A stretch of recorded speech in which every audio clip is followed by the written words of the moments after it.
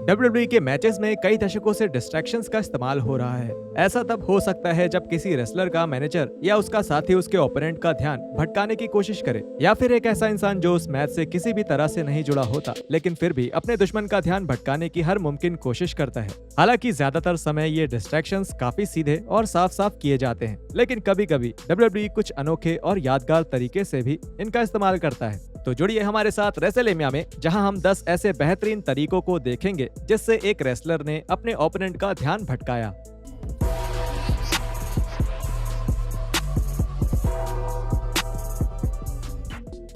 Number 10, the Boogeyman. The Boogeyman के नाम से मशहूर इस किरदार को 2006 की शुरुआत में एक अच्छा खासा पुश मिला था। इस पुश की बदौलत उन्हें रेसलमेनिया 22 में बुकर टी के खिलाफ एक बड़ा मैच भी मिला था और इस मैच के प्रमोशन में कुछ मजेदार सेगमेंट्स शामिल थे। स्मैकडाउन में बुकर और टटांका के एक मैच के दौरान ऐसा लग रहा था कि बुकर वो मैच जीतने वाले थे, लेकिन फिर सब कुछ बदल गया। बूगीमैन का एंट्री म्यूजिक बजने लगा और जब बुकर ने अपनी पत्नी शार्मेल की तरफ देखा, जो उस वक्त कमेंट्री कर रही थी, तब उन्हें पता चला कि बूगीमैन भीड़ में उनकी पत्नी के पीछे ही मौजूद थे। इसकी वजह से टटांका ने बुकर को रोल अप करके एक बड़ी जीत हासिल कर ली थी। इस सेगमेंट की सफलता के पीछे बुकर के रिएक्शन और एक्सप्रेशंस का कमाल था, जिससे ऐसा लग रहा था कि वो सच में डरे हुए थे। Number 9, Stone Cold Steve Austin. The road to WrestleMania 19 के दौरान फैंस को एक बढ़िया ट्रीट मिली जब द रॉक और स्टोन कोल्ड स्टीव ऑस्टिन ने अपनी आइकॉनिक लड़ाई एक आखिरी बार दिखाया। इस लड़ाई के दौरान द रॉक टीवी पर द हरिकेन के साथ एक छोटा सा झगड़ा करने वाले थे और यहाँ तक कि द हरिकेन ने रॉक के एक मैच में रॉक को हरा भी दिया। उनके मैच जीतने की वजह स्टीव ऑस्टिन का एक डिस्ट्रैक्शन था, लेकिन ये थोड़ा अलग तरह का डिस्ट्रैक्शन था। मैच के दौरान ऑस्टिन का एंट्री म्यूजिक बजने लगता है और ऑस्टिन को रिंग की तरफ आते हुए देखकर फैंस हैरान रह जाते हैं। ये थोड़ा अलग इसलिए था क्योंकि WWE हमेशा से ही एक रेसलर को डिस्ट्रैक्ट करने के लिए थीम सॉन्ग का इस्तेमाल करता रहा है, लेकिन इस बार वो रेसलर वाकई एरेना में आ गया था। इस डिस्ट्रैक्शन की वजह से द हरिकेन ने रॉक को एक रोल अप देकर उन्हें हरा दिया, जो कि WWE के इतिहास के सबसे बड़े उलटफेर में से एक था। Number 8, the Undertaker. The Undertaker बिना किसी शक के दिमाग के खेलों के उस्ताद थे और 2004 में केन के साथ अपने फ्यूड के दौरान अंडरटेकर ने अपने सौतेले भाई के खिलाफ हर मुमकिन चाल चली थी। रॉ में केन और गोल्डबर्ग के बीच एक मैच के दौरान रिंग के ऊपर एक बिजली चमकी और बड़े स्क्रीन पर एक अजीब वीडियो चलने लगी। केन स्क्रीन पर चल रहे इस डिस्ट्रैक्शन से हैरान रह गए और उनके पलटते ही गोल्डबर्ग ने उनके ऊपर एक स्पेयर का इस्तेमाल कर दिया। अंडरटेकर यहीं नहीं रुके। जब गोल्डबर्ग ने केन पर स्पेयर का इस्तेमाल किया, उसके बाद रिंग में अचानक ही धुआं भरने लगा और गोल्डबर्ग चुपके से रिंग से बाहर निकल गए क्योंकि उन्हें इस डरावनी चाल का हिस्सा नहीं बनना था। इस सब के बाद रेसलमेनिया 20 में अंडरटेकर के डेडमैन वाले किरदार की वापसी हुई। ये किरदार सभी को बहुत पसंद था, जो अंडरटेकर ने अपने करियर के अंत तक निभाया था। Number 7, miss Elizabeth. समरस्लैम के सबसे पहले इवेंट के मेन इवेंट में हमें देखने को मिला मेगा पावर्स और मेगा बग्स के बीच एक अद्भुत टैग टीम मैच। ये मैच एंटरटेनमेंट से भरा हुआ था और इस मैच के अंत में WWE की सबसे मशहूर मैनेजर मिस एलिजाबेथ भी शामिल थी। मैच के अंत में एलिजाबेथ रिंग में ऊपर आई और उन्होंने अपनी ड्रेस को नीचे से फाड़ दिया। इस हरकत ने रिंग में मौजूद सभी लोगों को डिस्ट्रैक्ट कर दिया, जिसमें उस मैच के खास गेस्ट रेफरी जेसी वेंटूरा भी शामिल थे।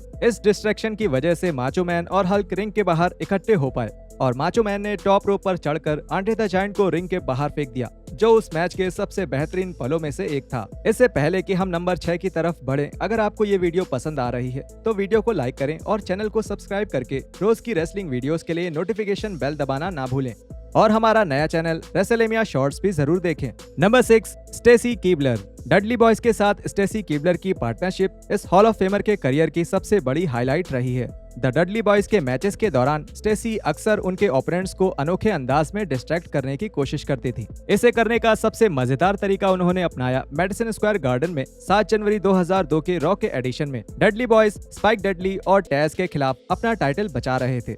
इससे टैज और स्पाइक को सिचुएशन का फायदा उठाने का मौका मिल गया और उन्होंने डडली बॉयज की जोड़ी को हराकर खिताब जीत लिया। Number 5, dean Ambrose. Dean Ambrose और सेथ रॉलिंस के बीच की दुश्मनी दोनों ही रेसलर्स के लिए बेहतरीन रही। इस फ्यूड की वजह से दोनों ही रेसलर्स को मेन इवेंट लेवल के रेसलर्स में गिना जाने लगा था और यहाँ तक कि 2014 में जॉन सीना और रैंडी ऑर्टन के बीच हुए मैच की जगह इन दोनों के मैच को उस पेपर व्यू का मेन इवेंट मैच बनाया गया। दोनों रेसलर्स ने एक साथ फैंस को बहुत बेहतरीन पल दिए, जिनमें से एक रॉ में रॉलिंस और हीथ स्लेटर के बीच एक मैच के दौरान देखने को मिला।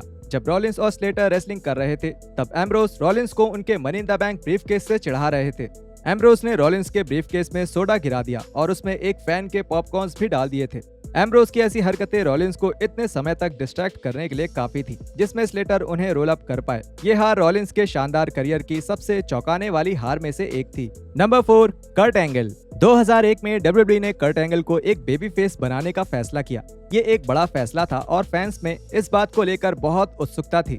अपने इस बेबी फेस रन के दौरान angle stone Cold Steve Austin के साथ एक झगड़े में दिखे, जहां एंगल स्टीव ऑस्टिन के साथ माइंड गेम्स खेलने की कोशिश करते थे। स्मैकडाउन में ऑस्टिन और रॉब वैन डैम के बीच एक मैच के दौरान एंगल का म्यूजिक बजने लगा, लेकिन इस बार एंगल की एंट्री के दौरान होने वाले फायरवर्क्स भी चालू हो गए। ये एक बढ़िया चाल थी, क्योंकि इससे फैंस और ऑस्टिन को यकीन हो गया कि एंगल सच में वहां आने वाले हैं। इस डिस्ट्रैक्शन की बदौलत आरवीडी ने ऑस्टिन को एक रोल अप कर दिया, जिससे आरवीडी की जीत हुई और ऑस्टिन को डब्ल्यूडब्ल्यूई टेलीविजन पर एक शर्मनाक हार मिली। Number 3, Zack Ryder and Curt Hawkins, the Edgeheads. Edge ruthless aggression era के ऐसे हील थे जिन्हें कोई पसंद नहीं करता था, और 2007 के अंत में डब्ल्यूडब्ल्यूई ने इस हील वाले किरदार को एक कदम और आगे बढ़ाने का फैसला किया। आर्मेगेडन पे-पर-व्यू इवेंट के दौरान डब्ल्यूडब्ल्यूई ने जैक राइडर और कर्ट हॉकिंस को एज हेड्स बनाकर डेब्यू करवाया। बैटिस्टा और दी अंडरटेकर के साथ एज के ट्रिपल थ्रेट मैच में अलग अलग मौकों पर राइडर और हॉकिंस एज की तरह तैयार होकर उस मैच में एज की जगह ले लेते थे, जिससे एज को इस पूरे मैच के दौरान फायदा मिलता रहा, और अंत में इसकी मदद से एज ने बैटिस्टा को पिन डाउन करके एक बार फिर से वर्ल्ड टाइटल को अपने नाम कर लिया। ये story line ruthless aggression era की सबसे मजबूत स्टोरी लाइन्स में से एक थी, और जिस तरह से डब्ल्यूडब्ल्यूई ने एज हेड्स को पेश किया था वो सच में बेहतरीन था। Number 2, the new day. 2017 का सर्वाइवर सीरीज इवेंट एक बार फिर से ब्रांड्स की लड़ाई को दिखा रहा था, लेकिन इस बार डब्ल्यूडब्ल्यूई द न्यू डे और द शील्ड के बीच एक मैच करना चाहते थे। इस मैच को लेकर बेताबी बढ़ाने के लिए द न्यू डे ने रॉ में एक टैग टीम मैच के दौरान द शील्ड को डिस्ट्रैक्ट करने की कोशिश करी। रॉलिंस और एम्ब्रोस द बॉल के खिलाफ लड़ रहे थे और अचानक ही द न्यू डे का थीम सॉन्ग वहां बजने लगा, जिसके बाद द न्यू डे ने फैंस के बीच से ही एक प्रोमो बना दिया और बताया कि अब अंडर सीज के दूसरे भाग का वक्त आ गया है। रॉ के जनरल मैनेजर कर्ट एंगल ने उसके बाद रॉ के लॉकर रूम को न्यू डे को संभालने के लिए बोला, लेकिन जो होना था वो हो चुका था। इस बड़े डिस्ट्रैक्शन की बदौलत शेमस को रॉलिंस पर एक ब्रॉक किक मारने का मौका मिल गया, जिससे वो और सेजारो नए टैग टीम चैंपियन बन गए। ये इन दोनों लेजेंडरी ग्रुप की लड़ाई को आगे बढ़ाने का बहुत अच्छा तरीका था, और इसकी वजह से द शील्ड को द न्यू डे के खिलाफ मैच लड़ने का एक अच्छा कारण भी मिल गया, न कि वही पुरानी रॉ वर्सेस स्मैकडाउन वाली स्टोरी लाइन। नंबर 1, बेली। 2019 में हील बनने के बाद से बेली का काम हर तरह से शानदार रहा है। बेली का हील वाला किरदार हर तरह से अच्छा है, यहाँ तक कि वो कई बार डब्ल्यूडब्ल्यूई की रेफरीज से भी लड़ती हैं, और कमेंट्री पर मौजूद माइकल कोल से भी उनकी बहस हो चुकी है। अप्रैल 2023 में रॉ में एक 6 विमेन टैग टीम मैच के दौरान बेली ने रेफरी को एक अनोखे अंदाज में डिस्ट्रैक्ट करके ये दिखाया कि हील के तौर पे उनका काम कितना बेहतरीन हो चुका है। बेली अपने डैमेज कंट्रोल ग्रुप के साथ मिलकर बियांका बेलेयर, लिव मॉर्गन और रैकेल रॉड्रिगस के खिलाफ लड़ रही थी, जब बेली को लगा कि उनकी टीम को जीतने के लिए ऐसी एक बेईमानी करनी पड़ेगी, और ऐसा करने के लिए बेली रोप्स के ऊपर से गिर गईं, जिसकी वजह से रेफरी को उन्हें रिंग से हटाने की कोशिश करनी पड़ी। बेली ने जिस तरह से ये किया था वो बहुत मजेदार था, और इसे देखकर हंसी रोक पाना काफी मुश्किल है। बेली के लिए अच्छी बात ये रही कि ये डिस्ट्रैक्शन काम कर गया, और उनके डैमेज कंट्रोल के साथ ही इस मौके का पूरा फायदा उठाने में कामयाब रहे। और यहाँ खत्म होते हैं हमारे 10 ऐसे मौके जब डब्ल्यूडब्ल्यूई में रेसलर्स ने अपने ओपोनेंट्स को बेहतरीन तरीके से डिस्ट्रैक्ट किया। वीडियो के बारे में नीचे कमेंट करके हमें जरूर बताएं, और हम मिलते हैं आपसे अगली वीडियो में ऐसे ही कुछ और रेसलिंग कंटेंट के साथ।